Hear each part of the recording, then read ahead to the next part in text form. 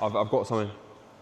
I've picked out something that the coach could do better. If you've ever wondered what the world's best tennis players would be like as tennis coaches, then today is your lucky day, as I recently got to spend the day with Jack Draper, where we got on court and he broke down my forehand. As well as that, I got a few of my junior tennis players to send him in a question, and some of his responses were incredible. And so stay tuned to see what advice he has for these junior tennis players and what he thought of my forehand. Let's get into it. So Jack, I've got a few questions from some young juniors that I coach. They've made a personal message for you. Nice, very nice.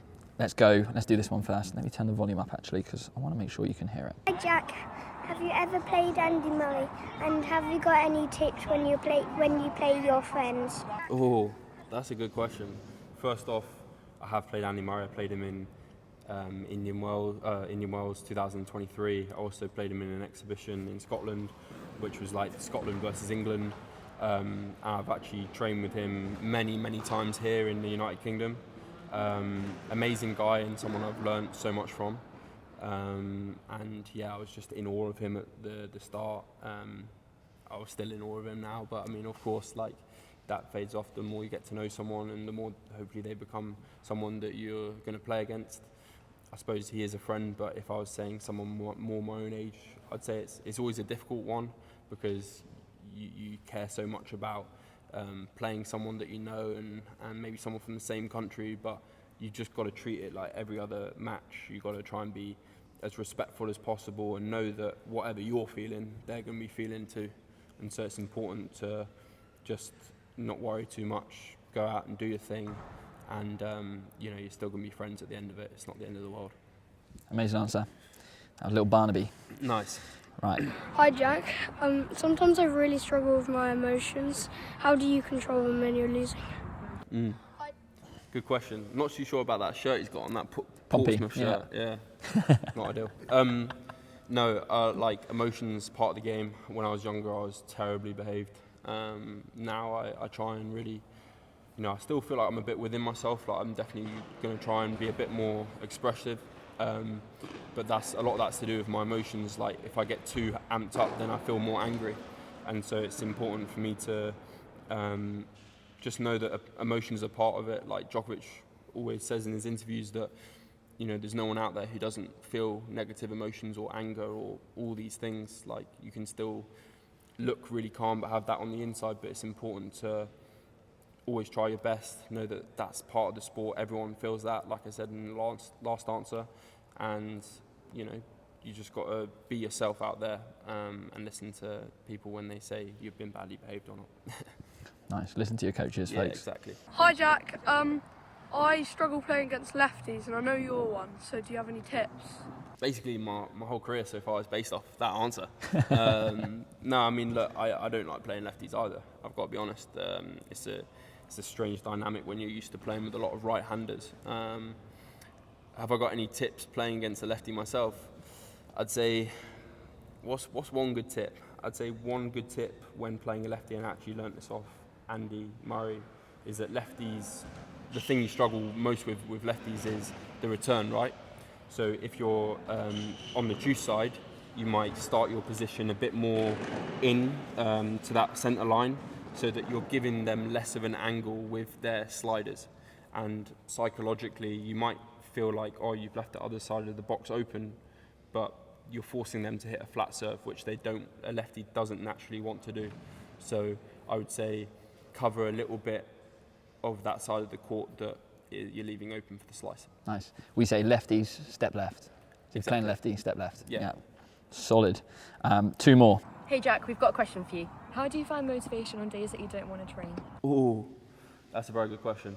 When I was, maybe up until 2023 actually, I was very much someone who would crash, mentally. I'd be, good for 3 days, and then 2 days I'd let myself slip, or I wouldn't be at my best. And it's important to know that you're not always going to be motivated, but to stay motivated, you've got to keep your discipline, and you've got to know why you're playing, what your why is, that is. And I always think that discipline plus consistency equals transformation, and that also equals like motivation, because you're going to be seeing the improvements if you're being disciplined. and that's always tough to see if you're not disciplined. So that real trajectory of improvement and positivity in what you're doing, you've got to build upon that, and that, you know, takes discipline and takes doing things you don't want to do. Strong. Last one. Little Harry. Yeah. Hi Jack. I just want to know, how do you come back from a match when you're a lot down and then you're able to, like, I would like some tips to, like, for coming back. Ooh, coming back in a match. Well, I've done a lot of that, like, over the years. I think it's important, one, to never give up. I think it's the main thing. Second of all, you know, I don't believe this stuff around. You've always got to believe you're going to win. Like, you can have those thoughts in your head where you believe, like, you know, I might lose today, but you should use that as fire, and use that as, you know, motivation to be like, what's going to happen if I do lose? You know, to feel that energy, that negative energy, and put that into a positive place. So I'd say that's part of the sport, any sport, part of life, to be in like a losing position, but you just never got to give up, because anything can happen. And you're going to be dealing with all the emotions from your side of the point of view, but you've got to think how the other person is feeling. They need to close out the match, they need to beat you, so don't be unaware of what's going on the other side of the net as well. So good. I mean, when these kids see this, they're going to be inspired for life. So Jack, thank you so much, mate. Thank you, mate. Appreciate it.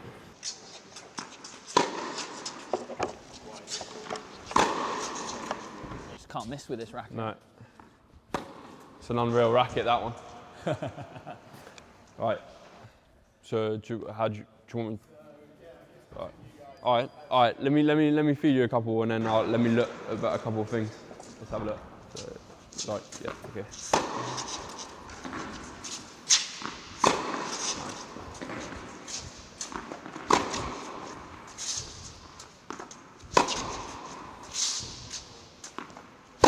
Nice. All right. I've got something. Here you go. I've picked out something that the coach could do better. Like, really good, I'd say, and this is something I'm still working on, like, you see with a lot of top players, like, I try to feed you a little bit wider, and I do it all the time as well. Like, I try and hit off that foot a little bit more, but if you want to get more power, I suppose you've got to try and be on that front foot. Like, I reckon you could still get on the front foot there, maybe out there, not so, but where I was feeding, I still feel like you can be on the front foot and get your weight through the court. You've nailed my weakness.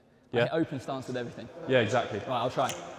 Right. Got to be quicker. Get on that front foot. Yeah, exactly. Weight's going into the court already more. Boom. Yeah.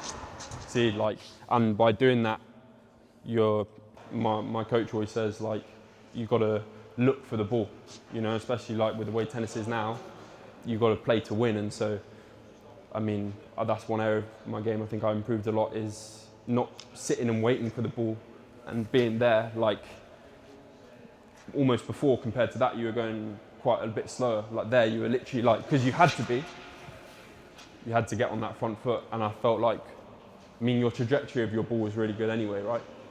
But that's what I'd say. I'd say the quickness and the sharpness of what you were doing, and your intent to get behind the ball to come forwards was better, and so your outcome of the ball quality will be better. You're a coach, mate. What can I say? Is that actually a little... It is.